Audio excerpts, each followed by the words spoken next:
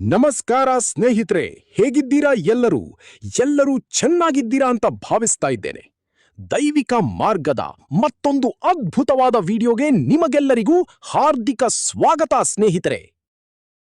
August ತಿಂಗಳ 1ನೇ ತಾರೀಕು ಕತ್ತಲೆಯ ಆ ಆಳವಾದ ರಾತ್ರಿಯಲ್ಲಿ ನಿಮಗೆ ತಿಳಿಯದಂತೆ ಆಕಾಶದಲ್ಲಿ ಒಂದು ದೊಡ್ಡ ನಿಗೂಢ ಬದಲಾವಣೆ ಶುರುವಾಗುತ್ತಿದೆ. ನೀವು ಗಾಢ ನಿದ್ರೆಯಲ್ಲಿದ್ದಾಗ ನಿಮ್ಮ ಇಡೀ ಜೀವನದ ದಾರಿಯನ್ನೇ ಬದಲಾಯಿಸಬಲ್ಲ ಒಂದು ಮಹಾಶಕ್ತಿ ಜಾಗೃತವಾಗುತ್ತಿದೆ. ನಿಮ್ಮ ರಾಶ್ಯಾಧಿಪತಿಯೇ ತನ್ನ ಸಂಪೂರ್ಣ ಶಕ್ತಿಯನ್ನು ಕಳೆದುಕೊಂಡು ನೀಚ ಸ್ಥಾನಕ್ಕೆ ಜಾರುತ್ತಿದ್ದಾನೆ. ವೃಷಭ ರಾಶಿಯವರೇ, ನೀವು ಕಳೆದ ಕೆಲವು ದಿನಗಳಿಂದ ಎಷ್ಟೇ ಕಷ್ಟಪಟ್ಟರೂ ಕೆಲಸಗಳು ಅರ್ಧಕ್ಕೆ ನಿಲ್ಲುತ್ತಿರುವುದಕ್ಕೆ, ಮನಸ್ಸಿಗೆ ನೆಮ್ಮದಿ ಇಲ್ಲದಿರುವುದಕ್ಕೆ ಕಾರಣ ಏನು ಗೊತ್ತಾ? ಜಾತಕದಲ್ಲಿ ಎಲ್ಲವೂ ಚೆನ್ನಾಗಿದ್ದರೂ ಏನೋ ಒಂದು ಅದೃಶ್ಯ ಗೋಡೆ ನಿಮ್ಮ ಯಶಸ್ಸನ್ನು ತಡೆಯುತ್ತಿದೆಯೇ? ನಿಮ್ಮ ಈ ಎಲ್ಲ ಪ್ರಶ್ನೆಗಳಿಗೆ ಈ ಆಗಸ್ಟ್ ತಿಂಗಳಲ್ಲಿ ನಿಮ್ಮ ಕಣ್ಣಿಗೆ ಕಾಣದಂತೆ ಯಾವ ಗ್ರಹಗಳು ನಿಮ್ಮನ್ನು ಆಳುತ್ತಿವೆ ಮತ್ತು ಅದರಿಂದ ನೀವು ಹೇಗೆ ಪಾರಾಗಬೇಕು ಎಂಬುದನ್ನು ಕಣ್ಣಿಗೆ ಕಟ್ಟಿದಂತೆ ವಿವರಿಸುತ್ತೇನೆ. ಕೊನೆಯವರೆಗೂ ಒಂದು ಕ್ಷಣವೂ ಸ್ಕಿಪ್ ಮಾಡದೆ ನೋಡಿ. ನಿಮ್ಮ ಜೀವನದಲ್ಲಿ ಹಣದ ಹರಿವು ಇದ್ದಕ್ಕಿದ್ದಂತೆ ನಿಂತು ಹೋಗಿದೆಯೇ? ಅಥವಾ ಬಂದ ಹಣ ನೀರಿನಂತೆ ಖರ್ಚಾಗುತ್ತಿದೆಯೇ? ಇದಕ್ಕೆ ಕಾರಣ ನಿಮ್ಮ ಧನಸ್ಥಾನವಾದ 2ನೇ ಮನೆಗೆ ಅಂಗಾರಕ ಅಂದ್ರೆ ಮಂಗಳ ಗ್ರಹದ ಪ್ರವೇಶ. ಆಗಸ್ಟ್ 2ನೇ ತಾರೀಕಿನಿಂದ ಮಂಗಳನು ನಿಮ್ಮ ಮಾತಿನ ಸ್ಥಾನದಲ್ಲಿ ಕುಳಿತುಕೊಳ್ಳುತ್ತಿದ್ದಾನೆ. ಮಂಗಳ ಎಂದರೆ ಬೆಂಕಿ. ನಿಮ್ಮ ಮಾತು ಇನ್ನು ಮುಂದೆ ಕೇವಲ ಮಾತಾಗಿ ಉಳಿಯುವುದಿಲ್ಲ, ಅದು ಇತರರ ಮನಸ್ಸನ್ನು ಸುಡುವ ಕೆಂಡವಾಗುತ್ತದೆ. ನೀವು ಒಳ್ಳೆಯದನ್ನೇ ಹೇಳಲು ಹೋದರೂ ಎದುರಿಗಿರುವವರಿಗೆ ಅದು ತಪ್ಪು ತಿಳುವಳಿಕೆಯಾಗಿ ಕಾಣುತ್ತದೆ. ಇದರಿಂದ ನಿಮ್ಮ ಕುಟುಂಬದಲ್ಲೂ ವೃತ್ತಿರಂಗದಲ್ಲೂ ದೊಡ್ಡ ಬಿರುಕು ಮೂಡುವ ಅಪಾಯವಿದೆ. ಯೋಚನೆ ಮಾಡಿ, ಇತ್ತೀಚೆಗೆ ನೀವಾಡಿದ ಸಣ್ಣ ಮಾತೊಂದು ಎಷ್ಟು ದೊಡ್ಡ ಜಗಳಕ್ಕೆ ಕಾರಣವಾಗಿತ್ತು ನೆನಪಿಸಿಕೊಳ್ಳಿ.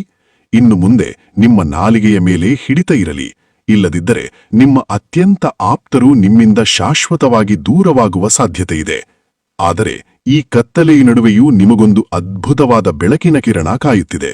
ಅದುವೇ ನಿಮ್ಮ ಭಾಗ್ಯಸ್ಥಾನದಲ್ಲಿ ಕುಳಿತಿರುವ ರೇವತಿ ನಕ್ಷತ್ರದಲ್ಲಿದ್ದುಕೊಂಡು ನಿಮ್ಮನ್ನು ದೊಡ್ಡ ಆಪತ್ತಿನಿಂದ ಕಾಪಾಡಿಸುತ್ತಿದ್ದಾನೆ. ಈ ತಿಂಗಳು ನಿಮಗೆ ದೀರ್ಘಕಾಲದ ಹೂಡಿಕೆಗಳಿಂದ ಅಥವಾ ಹಿಂದೆ ಯಾರಿಗೋ ಕೊಟ್ಟಿದ್ದ ಸಾಲ ಮರಳಿ ಬರುವ ಮೂಲಕ ಆಕಸ್ಮಿಕ ಧನಲಾಭವಾಗಲಿದೆ. ನಿಮಗೊಂದು ಗುಪ್ತ ರಹಸ್ಯ ಹೇಳಲಾ?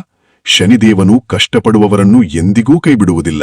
ನಿಮ್ಮ ಉದ್ಯೋಗದಲ್ಲಿ ನೀವು ಅನುಭವಿಸುತ್ತಿರುವ ನೋವಿಗೆ ಶೀಘ್ರದಲ್ಲೇ ಒಂದು ದೊಡ್ಡ ತಾರ್ಕಿಕ ಅಂತ್ಯ ಸಿಗಲಿದೆ.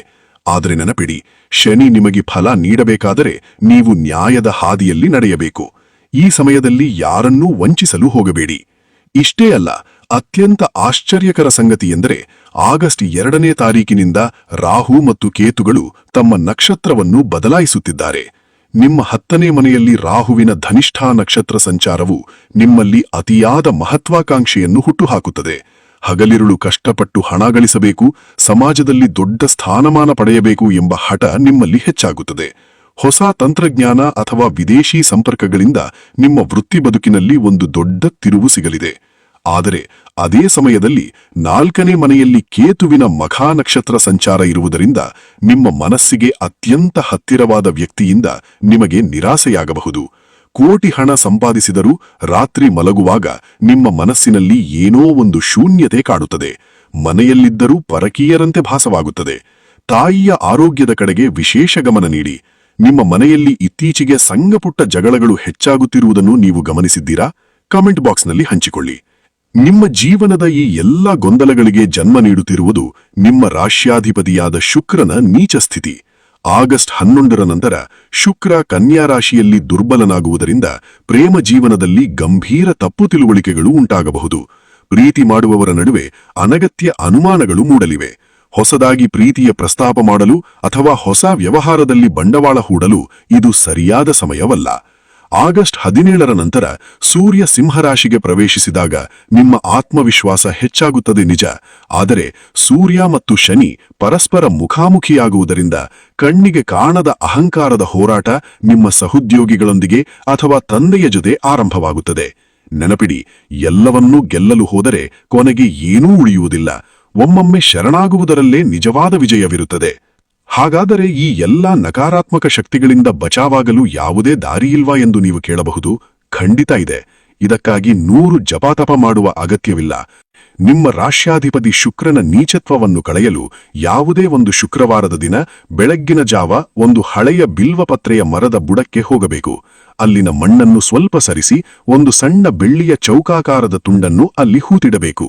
ನಂತರ ಆ ಜಾಗಕ್ಕೆ ಹಸಿ ಹಾಲನ್ನು ಅರ್ಪಿಸಿ ನಮಸ್ಕರಿಸಬೇಕು. ಈ ಪರಿಹಾರವು ನಿಮ್ಮಲ್ಲಿ ಕಳೆದು ಹೋಗಿರುವ ತೇಜಸ್ಸು ಮತ್ತು ಆಕರ್ಷಣೆಯನ್ನು ಮರಳಿ ತರುತ್ತದೆ.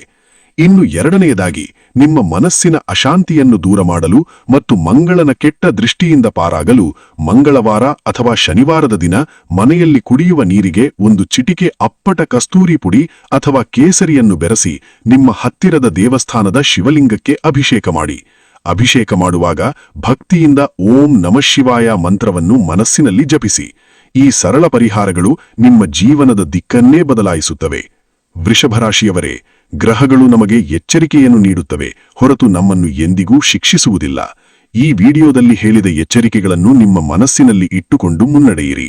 ಈ ತಿಂಗಳು ನೀವು ಕೇವಲ ಧೈರ್ಯದಿಂದ ಕೆಲಸ ಮಾಡಿದರೆ ಸಾಕು, ಯಶಸ್ಸು ನಿಮ್ಮ ಹೆಜ್ಜೆಯನ್ನೇ ಹಿಂಬಾಲಿಸುತ್ತದೆ. ಈ ಮಾಹಿತಿ ನಿಮ್ಮ ಮನಸ್ಸಿಗೆ ನಿಜವೆನಿಸಿದರೆ ಕಮೆಂಟ್ ಬಾಕ್ಸ್ನಲ್ಲಿ ನಿಮ್ಮ ಅನಿಸಿಕೆಯನ್ನು ಬರೆಯಿರಿ ಮತ್ತು ನಿಮ್ಮ ರಾಶಿಯನ್ನು ಕಮೆಂಟ್ ಮಾಡಿ. ಇಂತಹ ನೈಜ ಜ್ಯೋತಿಷ್ಯದ ಅಪ್ಡೇಟ್ಗಳಿಗಾಗಿ ನಮ್ಮ ಚಾನೆಲ್ಗೆ ಈಗಲೇ ಸಬ್ಸ್ಕ್ರೈಬ್ ಮಾಡಿಕೊಳ್ಳಿ. ಮುಂದಿನ ವಿಡಿಯೋದಲ್ಲಿ ಮತ್ತೊಂದು ರೋಮಾಂಚಕ ವಿಷಯದೊಂದಿಗೆ ಭೇಟಿಯಾಗೋಣ. ಅಲ್ಲಿಯವರೆಗೂ ಶುಭವಾಗಲಿ.